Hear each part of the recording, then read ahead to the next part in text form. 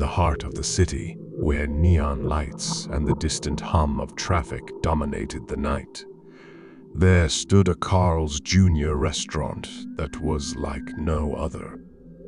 I had been an employee there for years, and I could never shake the feeling that something was not quite right about the place.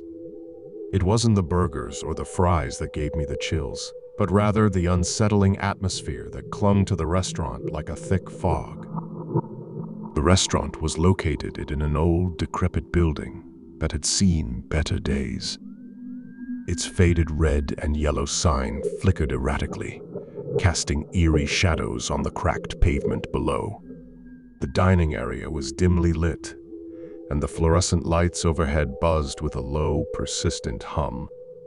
The air was heavy with the smell of grease and stale fast food, and the walls seemed to close in on you as if they held some terrible secret. I had often wondered why I stayed at that job. The pay was meager, the hours were long, and the customers could be downright unpleasant. But there was something about the place that kept me coming back. It was as if the restaurant had a dark hold on me, like a moth to a flame. One night, as I was wiping down the empty tables, I noticed something strange. A customer had left behind a crumpled napkin with a message scrawled in red ink. It read, "They're watching." I felt a shiver run down my spine as I glanced around the nearly deserted dining area. There were only a few customers left, and they were all engrossed in their meals, oblivious to the message. I quickly balled up the napkin and tossed it into the trash, trying to shake off the unease that had settled over me. As the night wore on, more unsettling occurrences began to unfold. The lights in the restaurant would flicker sporadically, causing the customers to exchange nervous glances. I could hear whispers coming from the kitchen, even though I was the only one working there that night. It sounded like hushed conversations, but every time I entered the kitchen, the voices would fall silent. I decided to take a break and stepped outside for some fresh air. The city's streets were eerily quiet, and a thick fog had rolled in, obscuring the buildings in the distance. I couldn't shake the feeling that I was being watched, that unseen eyes were tracking my every move. I hurried back inside the restaurant, hoping to escape the oppressive atmosphere outside. Back behind the counter, I noticed something odd about the old cashier's register. It was an antique, one that should have been retired years ago, but it still functioned perfectly. What caught my eye was the receipt that was printing out of it, even though no one had placed an order. The receipt read, "Special order, your darkest fear." My heart raced as I tore the receipt from the machine. What kind of sick joke was this? I looked around the restaurant, but there was no sign of anyone who could have placed the order. The other employees had left for the night, and the remaining customers were too engrossed in their meals to have done it. I couldn't shake the feeling that something was terribly wrong. I decided to confront the kitchen staff, convinced that they were behind these bizarre occurrences. As I approached the kitchen door, I could hear the whispers again, growing louder and more insistent. It was as if a dozen voices were all talking at once, but I couldn't make out any words. I pushed open the kitchen door and froze in my tracks. The kitchen was empty, but the stovetops were ablaze with flames, and the pots and pans clanged together as if they had a life of their own. The heat was suffocating, and I could feel the sweat trickling down my back. I rushed to turn off the stovetops, but the flames didn't respond to my touch. It was as if they were immune to my presence. Panicking, I grabbed a fire extinguisher and sprayed it at the inferno. Finally, the flames subsided, leaving the kitchen in shambles. I was covered in soot and ash, my heart pounding in my chest. As I stumbled out of the kitchen, I was met with a sight that sent chills down my spine. The remaining customers had all turned to face me, their eyes devoid of emotion, their mouths twisted into sinister smiles. They began to chant in unison, their voices rising in an eerie crescendo. "Welcome to Carl's Jr., where your darkest fear becomes your reality." I stumbled back, my mind reeling with terror. I had to get out of there. I raced toward the front door, but it wouldn't budge. It was as if an invisible force was holding it shut. I pounded on the glass, screaming for help, but no one outside seemed to hear me. Desperation consumed me as I searched for another way out. That's when I noticed a narrow staircase leading to the basement. It was a last resort, and I had no idea what I would find down there.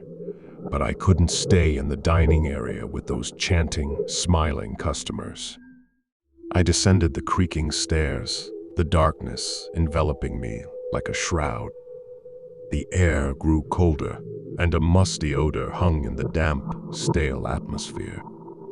I fumbled for my phone, using its weak flashlight to guide me through the labyrinthine basement. As I ventured deeper into the darkness, I stumbled upon a series of locked doors. Each door was labeled with a cryptic word or phrase: regret, guilt, despair. My heart sank as I realized what I was looking at. These were the darkest fears of the customers, somehow manifested into tangible forms. I continued down the corridor until I reached a door labeled Secrets. With trembling hands, I turned the rusted doorknob and stepped inside. The room was filled with rows of old filing cabinets, their contents spilling out onto the floor. It was a treasure trove of secrets, each file containing the darkest, most hidden truths of the restaurant's customers. As I perused the files, I realized that the restaurant had been collecting these secrets for years, using them to manipulate and torment its patrons. The customers above were mere puppets, their fears and desires exploited for some unknown purpose. Suddenly, the chanting from above grew louder, echoing through the basement. I knew I couldn't stay there any longer. I grabbed a handful of files, hoping to expose the restaurant's dark secrets, and made my way back toward the stairs. But as I climbed the stairs, I could feel the malevolent presence of the restaurant closing in on me. The walls seemed to pulse with a sinister energy, and the whispers grew louder, taunting and mocking me. I burst through the door at the top of the stairs and found myself back in the dining area.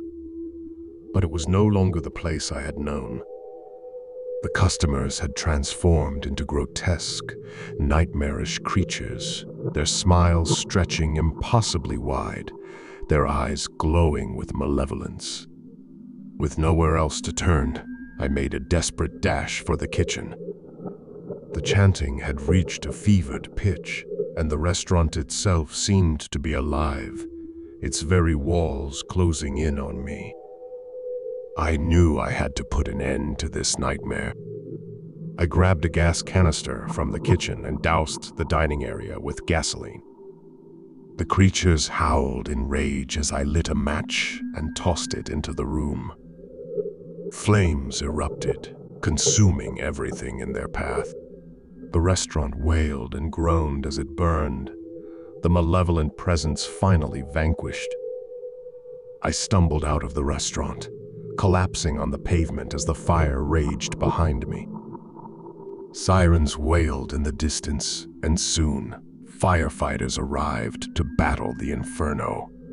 I watched as the restaurant was reduced to ashes, the dark secrets that had haunted it for so long consumed by the flames. In the aftermath, I was questioned by the authorities, but I could offer no explanation for what had transpired.